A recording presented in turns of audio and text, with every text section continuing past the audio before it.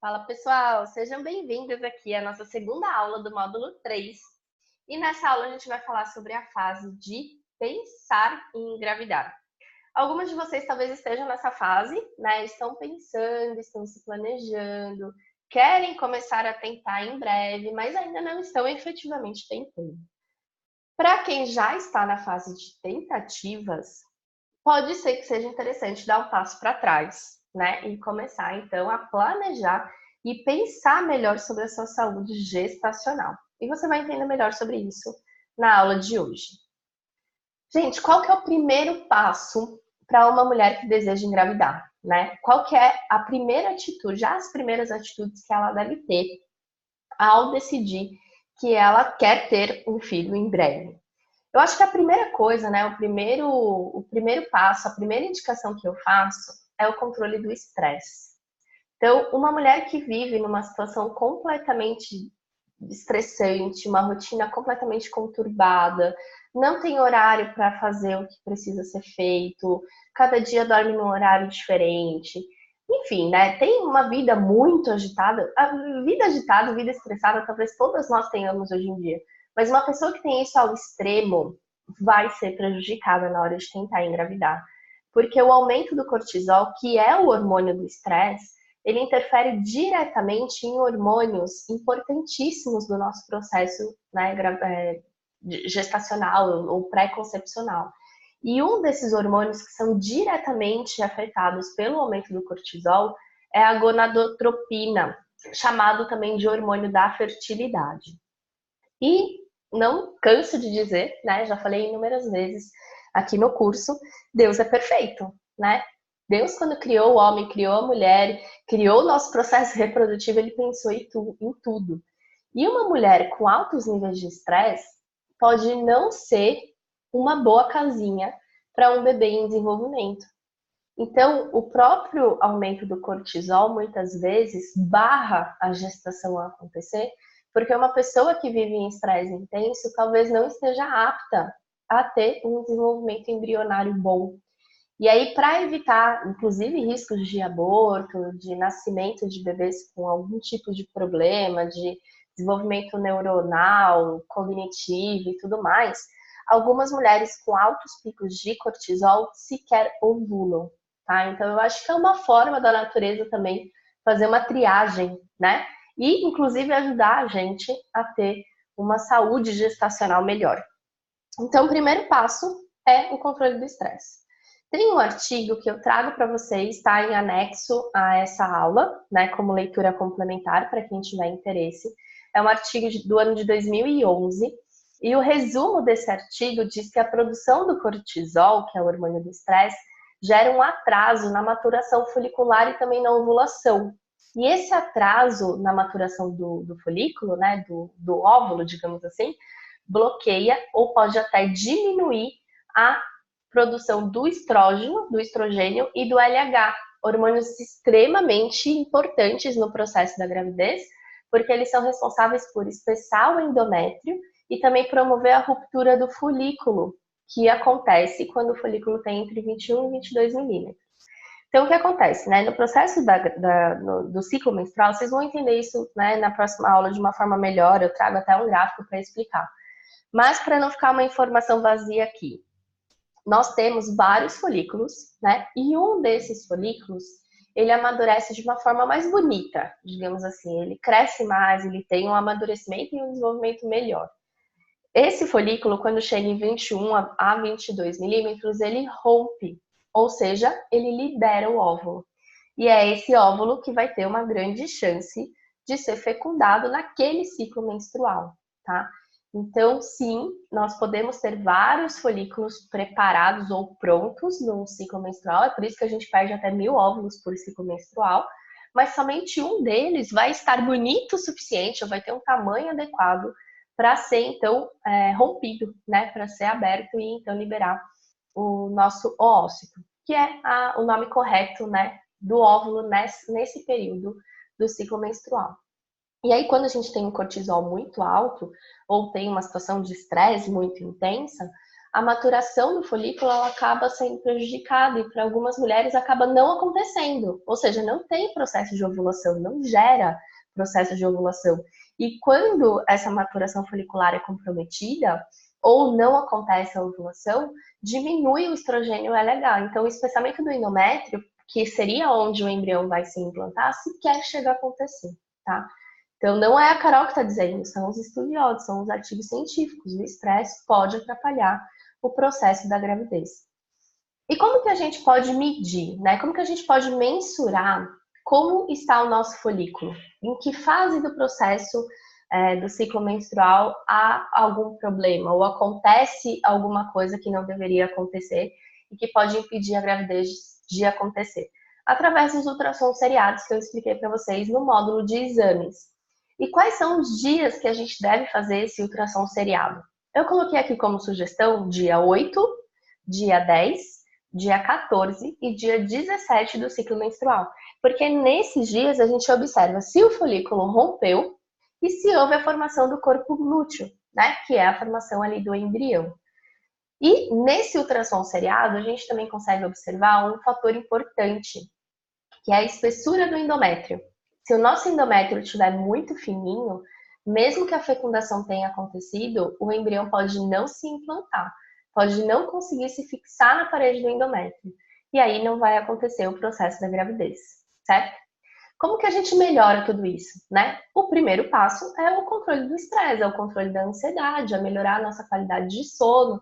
E o que a gente pode fazer para melhorar tudo isso? Coloquei aqui algumas sugestões, mas no próprio grupo a gente tem falado muito sobre isso, né? Atividade física ajuda muito, porque libera os hormônios do prazer, os hormônios do relaxamento, libera serotonina, adrenalina, hormônios que trazem uma sensação de bem-estar e felicidade. E eles são antagônicos ao cortisol, ou seja, eles têm um papel contrário, eles têm um efeito inverso ao hormônio do estresse. Se a gente não consegue por 100% controlar a liberação de cortisol, ou seja, a gente não consegue se manter calma e em paz o tempo todo, liberar hormônios antagônicos é importante para neutralizar o efeito do cortisol no organismo. Determinar uma rotina, né? Ter uma rotina para ser seguida, determinar o que vai ser feito em cada momento do dia, se organizar, se planejar. Assuntos que também foram falados na aula, né, de planejamento e organização, são importantes para você ficar mais tranquilo e conseguir desempenhar suas atividades com mais tranquilidade e menos estresse. Atividades de relaxamento, né, como as atividades que o Rui propõe, né, de relaxar a mente, de organizar os pensamentos, de esvaziar a mente antes do sono, isso é de extrema importância. Atividades como pilates, como yoga, como meditação, né, atividades que ajudem a gente a ficar mais tranquila, a ficar mais calma. E, por fim, alimentos que ajudem na produção do triptofano. Aliás, alimentos que sejam ricos em triptofano, que é o precursor, né, dos hormônios do bem-estar. Então, é importante na alimentação também ter esse respaldo de alimentos que estão ali para ajudar a gente a produzir hormônios do prazer, hormônios do bem-estar, hormônios do relaxamento. E depois disso, qual que é o segundo passo? Carol, já estou procurando o controle do estresse, já estou buscando ficar mais calma, já estou buscando o controle da ansiedade, que é outra coisa que atrapalha muito. E aí, qual que é o próximo passo? O próximo passo é ajustar o IMC e o percentual de gordura, né? A gente viu a diferença desses dois índices na aula de avaliação física, mas é importante retomar aqui que muitas vezes a mulher tem o IMC saudável, ou seja, tem um peso super ok para a altura dela, mas ela tem um percentual de gordura elevado, ou seja, ela é uma falsa magra, né? Ela tem a altura adequada, ela tem o peso adequado para essa altura, mas ela tem mais gordura e menos massa muscular do que seria o ideal. E tanto a situação de excesso de peso como o excesso de percentual de gordura causam um impacto negativo no desenvolvimento neurológico fetal, ou seja, pode impactar diretamente no desenvolvimento cognitivo do bebê, com maior risco de deficiência intelectual, déficit cognitivo, transtornos de déficit de atenção, hiperatividade, transtorno de aspecto autista e problemas comportamentais. Gente, vocês começam a notar, né, como aumentou o número de crianças com transtornos de déficit de atenção. É absurdo, né? Quem tem convívio com crianças em idade escolar, que conversa com outros pais, Gente, é absurdo como esse déficit de atenção tem aumentado. E não por acaso ele tem aumentado quando? Quando a alimentação da população está ficando pior.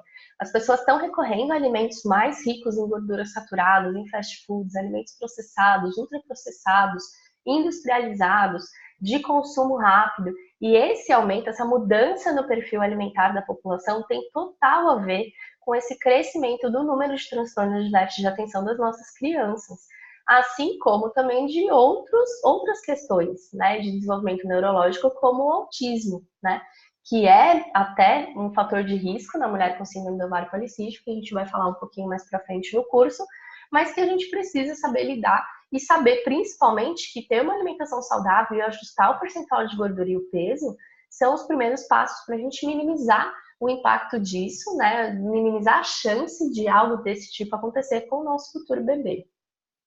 É a Carol que está falando isso? Não, coloquei aqui para vocês algumas das referências e elas também vão estar em anexo nesse módulo na leitura complementar, para vocês poderem ter acesso a alguns artigos que colaboram, né, que falam exatamente sobre isso que a gente está dizendo aqui.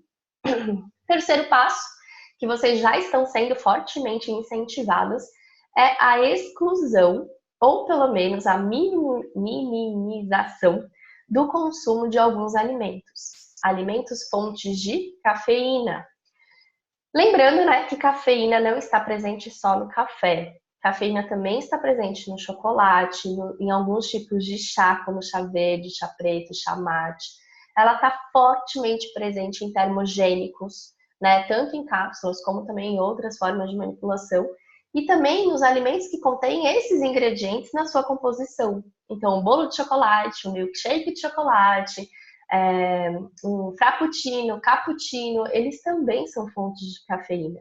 E qual que é o risco do consumo de cafeína para a mulher que está tentando engravidar? Por que a gente tem que desestimular esse consumo quando a pessoa ainda está pensando em começar a tentar e não só quando ela está grávida?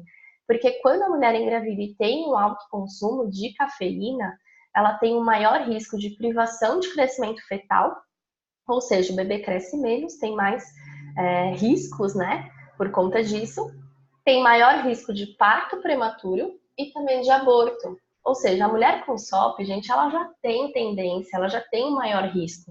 Por conta da resistência à insulina, dos desequilíbrios hormonais e por todo o conjunto fisiológico que envolve a síndrome do ovário policístico.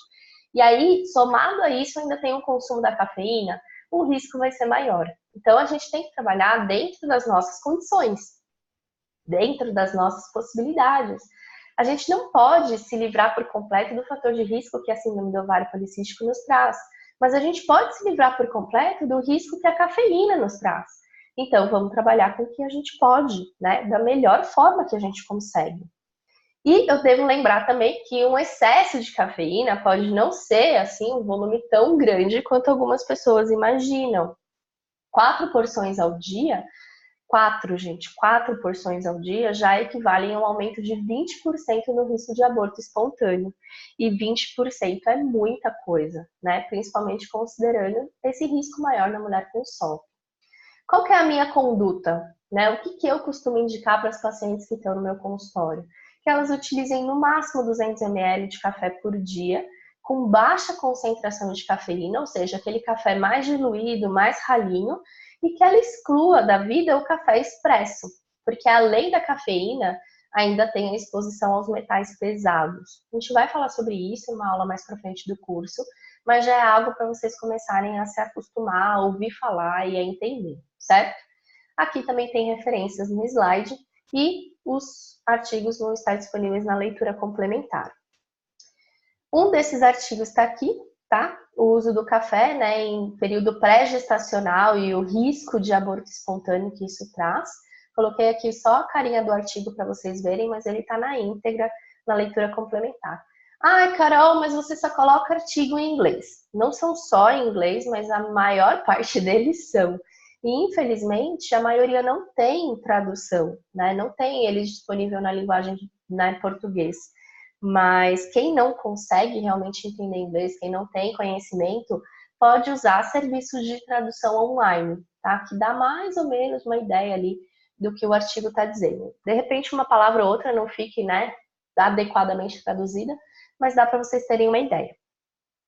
Quarto passo para a mulher que está pensando em engravidar. Adesão. Olha só esse dado, gente, que interessante, né? E eu também coloquei o artigo que fala sobre isso para vocês verem. Adesão materna periconcepcional, ou seja, perto do período, né, de concepção, há um alto padrão de peixe e azeite, ou seja, um consumo maior dos alimentos ocidentais, né, que a gente fala, dieta ocidental. Com baixo padrão alimentar de carne bovina, ou seja, carne vermelha, está positivamente associada ao crescimento embrionário em gestações espontâneas. Ou seja, consumir menos carne bovina durante o período gestacional faz com que o nosso bebê não seja só mais saudável, mas também cresça mais e cresça melhor.